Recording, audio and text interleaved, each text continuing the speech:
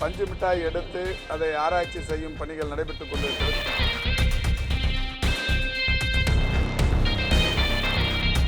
வண்ணக்கலவைகளில் அது ரசாயன கலவைகளில் உடல் நலத்திற்கு தீங்கு விளைவிக்கும் ஏதாவது ரசாயன கலவை இருக்குமானால் அது கண்டறியப்படுமானால் அந்த பஞ்சு மிட்டாய்க்கு தடை விதிக்கும் பணியினை இந்த துறை விரைவில் செய்ய வேண்டும்.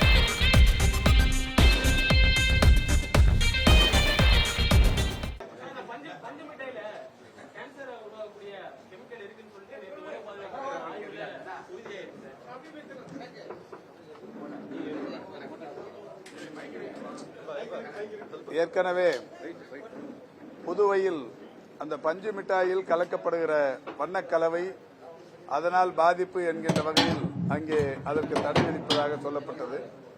அந்த வகையில் உடனடியாக உணவு பாதுகாப்பு துறையின் உயர் அலுவலர்களின் மூலம் அதை இன்றைக்கு ஆராய்வதற்கு நடவடிக்கை எடுக்கப்பட்டிருக்கிறது. பஞ்சு மிட்டாய் எடுத்து அதை ஆராய்ச்சி செய்யும் பணிகள் நடைபெற்றுக் கொண்டிருக்கிறது. மிக விரைவில் அந்த கலவைகளில் வண்ணக்கலவைகளில் அது ரசாயன கலவைகளில் உடல் நலத்திற்கு தீங்கு விளைவிக்கும் ஏதாவது ரசாயன கலவை இருக்குமானால் அது கண்டறியப்படுமானால் நிச்சயம் அந்த பஞ்சு மிட்டாய்க்கு தடை விதிக்கும் பணியினை இந்த துறை விரைவில் செய்யவிருக்கிறது.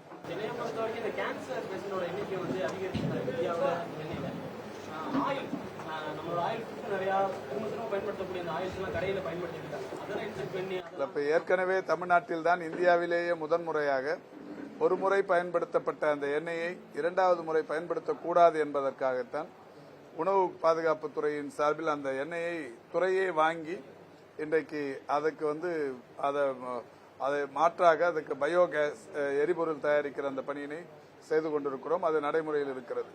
பெரிய ஓட்டல் நிறுவனங்கள்லாம் இன்னைக்கு அந்த எண்ணெயை திருப்பி தருகிற அந்த பணியினை தொடர்ச்சியாக செய்து கொண்டிருக்கிறார்கள். ஒவ்வொரு மாவட்டத்திலும் எவ்வளவு எண்ணெய் வாங்கப்பட்டிருக்கிறது என்கின்ற பட்டியலும் இருக்கிறது. அந்த வகையில் புற்றுநோய் பாதிப்புகளை இன்றைக்கு குறைப்பதற்கும் கண்டறிவதற்கும் ஏராளமான நடவடிக்கைகள் தமிழ்நாடு அரசு செய்திருக்கிறது.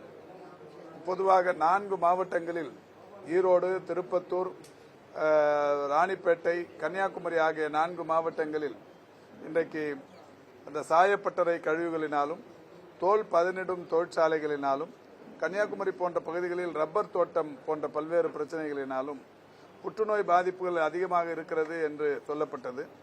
அந்த வகையில் கடந்த ஒரு மாதத்திற்கு முன்னால் நான் ஈரோடுக்கு சென்று இந்த 4 மாவட்டங்களிலும் இருக்கிற தகுதி படைத்த ஒரு 54 லட்சம் பேர்களுக்கு புற்றுநோய்க்கான பரிசோதனைகளை செய்ய அன்றைக்கு அந்த திட்டத்தை தொடங்கினோம்.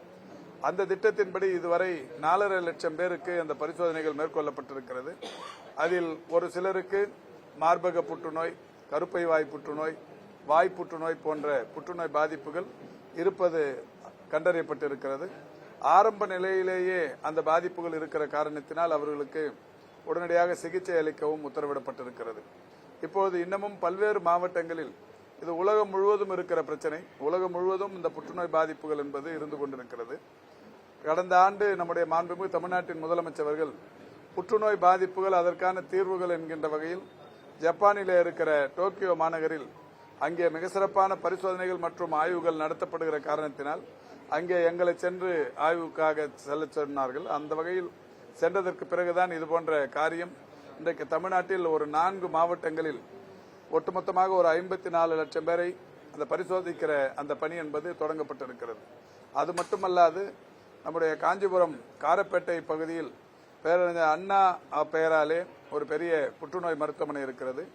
அதை ஒரு ஆராய்ச்சி மையமாக மாற்றுவதற்கு கடந்த ஆண்டு நிதிநிலை அறிக்கையிலும் அதற்கு முந்தைய ஆண்டு நிதிநிலை அறிக்கையிலும் 220 கோடி ரூபாய்க்கு மேல் நிதி தந்து இப்போது அங்கே பெரிய அளவிலான கட்டிடம் கட்டும் பணி நடைபெற்றுக் கொண்டிருக்கிறது. அந்த பணி முடிந்ததற்கு பிறகு இந்தியாவில் புற்றுநோய்க்கான ஆராய்ச்சி மையம் மும்பையிலே டாடா பெயராலே இருக்கிறது.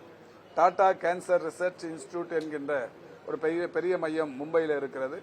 அதற்கு அடுத்து தென்னிந்தியாவில் குறிப்பாக காஞ்சிபுரம் காரப்பேட்டையில் அந்த பேரறிஞர் அண்ணா அவர்களின் பெயரால் அண்ணா கேன்சர் ரிசர்ச் இன்ஸ்டிடியூட் ஒன்று மிக விரைவில் தொடங்கப்படவிருக்கிறது.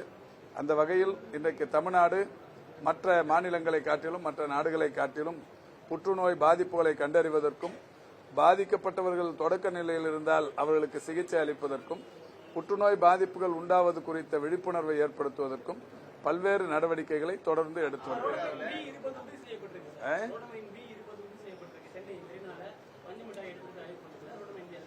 இல்ல அதான் இப்ப நம்முடைய ஃபுட் சேஃப்டி டிபார்ட்மெண்ட் அதை ஆராய்ச்சி பண்ண சொல்லியிருக்கிறோம். அவங்க ரிப்போர்ட் கொடுத்த உடனே நடவடிக்கைக்கு வருது. அதான் இப்ப அந்த ஆராய்ச்சிக்கான அந்த ரிப்போர்ட் வந்து இப்ப நான் தலைமைச் செயலகம் போறேன். அது பார்த்துட்டு அது உறுதி செய்யப்பட்டால் நிச்சயம் தடை விதிக்கப்படும். பறவை காய்ச்சல் வந்து 15,000 கோழிக்கு மேல இறந்துருக்கு. அங்க வந்து 15 நாட்களுக்கு கறி விற்பனை செய்யக்கூடாது சொல்லி தகவல் தெரிவிச்சிருக்காங்க. இப்ப ஆந்திராவில் வந்து குறைந்த விலையில வாங்குற சொல்லி சென்னைக்கு போன்ற பகுதிகளில் வந்து சேல்ஸ் பண்றதுக்கான வாய்ப்பு அதிகம். அதே போல இறந்த மாட்டு இறைச்சி ஆட்டு இறைச்சி எல்லாம் வந்து ஆந்திராவில் கடத்தி வந்து சென்ட்ரல் போன்ற பகுதிகளில் சென்னையில குறிப்பா அந்த ஃபாஸ்ட் ஃபுட் நிறுவனங்கள்ல குறைந்த விலைக்கு அந்த இறந்து போன மாட்டுகளை விற்பனை செய்யறாங்க. நிறைய இடத்துல பிடிச்சிருக்காங்க. இப்பவும் தொடர்ந்து நடைபெறுது. இல்ல இப்ப தொடர்ச்சியா ஃபுட் சேஃப்டி டிபார்ட்மெண்ட்டும் சரி, காவல்துறையும் சரி, உள்ளாட்சி அமைப்புகளைச் சேர்ந்த நிர்வாகங்களும் சரி இதையெல்லாம் கண்காணித்துக் கொண்டிருக்கிறார்கள். எங்கேயாவது அந்த மாதிரி இருந்ததுன்னா நடவடிக்கை எடுக்கப்படும். செய்திகளை உடனுக்குடனும் துல்லியமாகவும் தெரிந்து கொள்ள சப்ஸ்கிரைப் பண்ணுங்க.